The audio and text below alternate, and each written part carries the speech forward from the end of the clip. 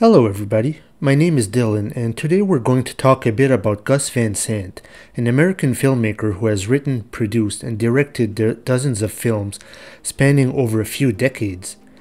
He's a gay filmmaker and has always tried to inject some type of gay storyline, side plot, or character into his films, whether it be obvious or more subtle. We're going to take a look at a couple of his films here today. If you're not sure who he is, some of his best known films are My Own Private Idaho from 1991, starring Keanu Reeves and the late River Phoenix, Milk, as in the Harvey Milk biography released in 2008, Good Will Hunting from 1998, starring Robin Williams, Matt Damon, and Ben Affleck, and Psycho, the 1998 remake with Vince Vaughn? Oh, Mr. Van Sant, why? So in spite of his long career, a lot of people probably aren't familiar with his name. He has catered more to a subculture of fans, but has tackled some bigger projects as well, as the films I previously mentioned. Today we're going to take a look at two of his middle-of-the-road films, Elephant and Paranoid Park. I've chosen these two because they're very similar in style. They fared well with audiences and critics upon release, but they are mostly forgotten today. I'm going to start with Elephant. It was released in 2003. Written, directed, and edited by Mr. Gus Van Sant. Produced by Diane Keaton, Dany and JT Leroy. Produced by Meno Films Company and distributed by Fine Line Features and HBO Films. So during this film, we mostly follow around a few school teenagers during an average day. As you watch it, it becomes apparent that this film is loosely based on the Columbine Massacre of 1999. Originally, Mr. Van Sant wanted to make a documentary about that event, but then dropped the idea and fictionalized the school and kids' names. So two of the main teenagers, Alex and Eric, obviously represent Eric Harris and Dylan Klebold. The events of the film occurs within one day, basically an average day of school. So the kids do their thing, prepare and get ready for school, talk to each other. We see a bit of bullying going on with this girl with glasses, etc. Even though it feels like nothing much is going on, there is a certain weight and creepiness to the atmosphere that builds up in the film. It's kinda like watching some people's home videos they took on the morning of the 9/11 attacks. Even though they're not doing anything special or of note on the video, it's inherently creepy just because we know what is about to happen. So this film does create that similar feeling of dread. The film culminates with the tragic end that you'd expect. I find it very interesting the technique used by Mr. Van Sant. Normally with a school shooting scene, you'd probably expect loud stressful music, shaky camera, someone being shot in slow motion with the blood exploding out of them, like really going all out with the shock value. But Van Sant doesn't go this route. I think his approach is a lot more realistic. We initially see panic within the school, but then it's like dead silence. Kids and adults are cowering in corners or under desks and tables, and they wait for the danger to pass. Some people have complained that these scenes were somewhat underwhelming for a school shooting, but I think the more quiet and heavy atmosphere represents the situation more accurately. God forbid any of us having to go through that. So for Paranoid Park, although it's a different story, the same filming technique and pacing is used here. It's based on a book of the same name by Blake Nelson. It was released in 2007 at the Cannes Film Festival and in France, and in 2008 in the United States. Directed and edited by Gus Van Sant, it was produced by Charles Gilbert and Neil Kopp. It was distributed by IFC Films. In Paranoid Park, we mostly follow Alex, played by Gabe Nevins, a 16-year-old skateboarder doing typical teenage things. Hanging out with friends, he has a girlfriend but doesn't seem that interested in her. So, similar to Elephant, we follow Alex through his day doing ordinary things. As the film goes on, we learn that there is also a murder mystery going on in his town, where he and other teenagers get questioned by police. This is where the anxiety comes in for this film. We don't know if Alex was involved, but he seems to know something about it. Alex is oftentimes distant and distracted, so we get the vibe that something is weighing heavy on his shoulders. So the pacing for this film is slow, same as in Elephant. I will give this movie credit for one thing though. There is a grotesque death scene which is pretty impactful. I've always been a fan of horror movies and special effects. I'll spoil it. A security guard accidentally falls on some train tracks and gets run over by a train, so his body is completely split in half at the waist. We see him crawling with only the upper half of his body. The special effect is nothing complicated and it's only on screen for a few seconds, but my god, this scene has a big impact and gave me shivers. Both Elephant and Paranoid Park do this. The film has slow pacing, so you kind of go into sensory deprivation, but then it hits you with an effect that could be lost in another film that has too much going on, but is pretty impactful and memorable here, so good going.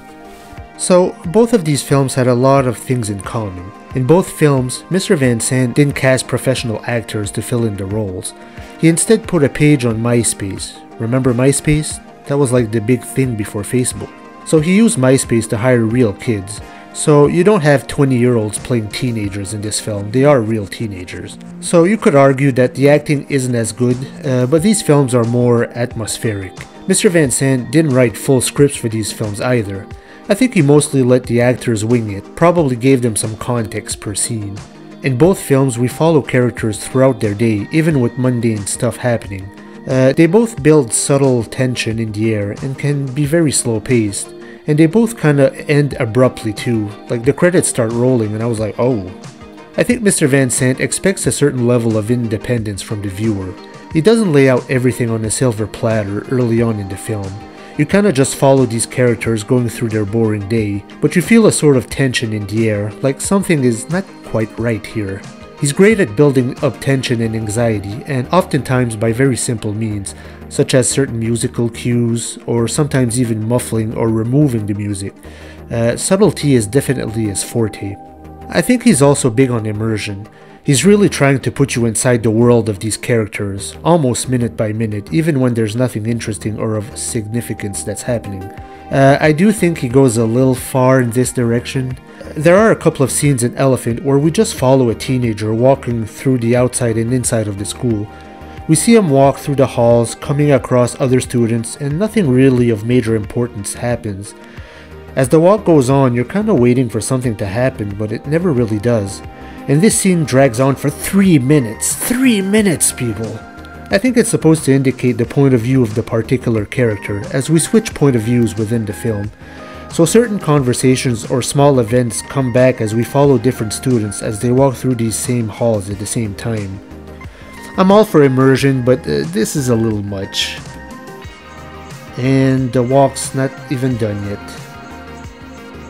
I'll cut it here, I'm sure you guys get the point. Alright, so that's it I think. Am I forgetting anything? Ah yes, the gay content.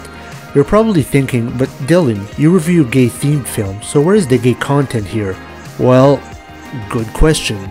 As I mentioned earlier, Mr. Van Sant tries to inject gay characters or storylines as much as he can.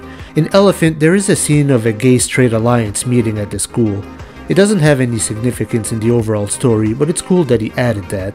Also, there is a scene where Eric and Alex enter the shower together. This is their last shower before their desperate act. They tell each other that they have never kissed a girl, so they decide to close their eyes and kiss each other to see what it feels like. They're not gay of course, but they know they don't have much time left.